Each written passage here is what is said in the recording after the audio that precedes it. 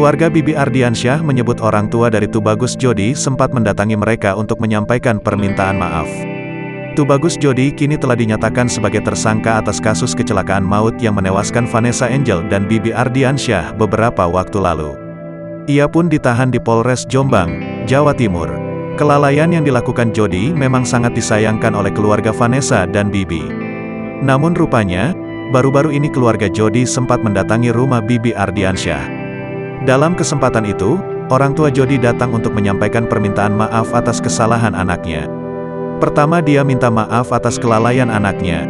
"Saya sampaikan juga yang terasa bagi saya," kata ayah Bibi Ardiansyah, dilansir Tribun Style dari YouTube Cumi Cumi pada Minggu, tanggal 14 November tahun 2021.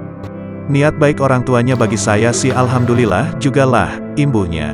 Tak dipungkiri, rasa kecewa masih menyelimuti hati kedua orang tua Bibi Ardiansyah.